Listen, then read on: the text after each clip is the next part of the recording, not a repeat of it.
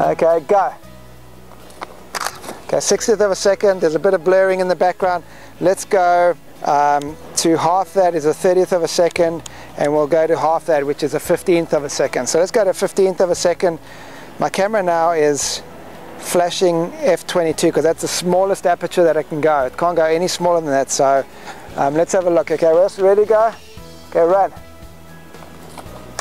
Okay, there we go. So there's 15th of a second, and it came up at f16 at the time, and I've got a lot of blurring. Even Wesley's blurred. So that is a really slow shutter speed. We can go slower. We can probably go to an 1/8 of a second. Let's have a look at how that is. Okay, ready, Wes? Go. That's the way. Good. So now we've got a very blurred image and a blurred Wesley too. I'm shooting right now at 50 millimeters. So what is the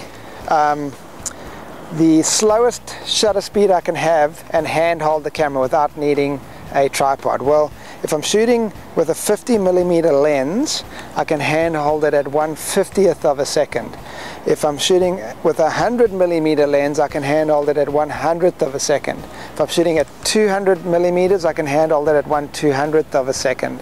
So it's basically the focal length of your lens equals the time that you can actually hold it down for. So here we go. I'm going to go to 50 millimeters. I'm going to handhold it at 50th or 1/50th of a second, and we'll get Wesley to run. Okay, ready, Wes? Go. That's the way. Good. All right, that's good. So that's panning. So what would happen if we actually focused, we pre-focused on where Wesley's going to be, and I don't move the camera at all, and I have him jump past the image? Let's do that. So let's go at back to a 60th of a second. I'm going to pre-focus where Wesley's going to be. Okay, Wesley, go, run. That's the way. And now what I've got is I've got a background that's sharp, and I've got Wesley that's blurred at 1/60th of a second. Let's go to 1/30th of a second. Let's give that a try, Wes. Hold on. Just going to pre-focus. Okay, ready, go. That's the way. Now I've got Wesley that's really blurred. There's a lot of movement in him, but the background's in focus and it's sharp. Okay, let's go the other way to maybe 1/500th of a second. Okay, Wesley, you ready?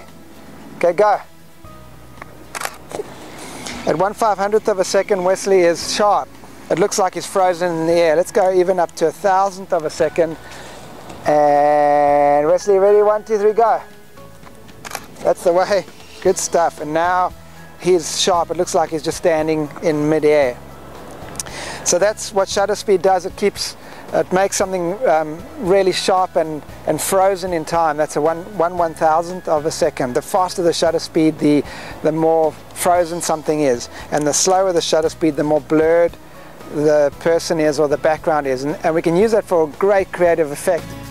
What inspires you to get out in the morning and take photos?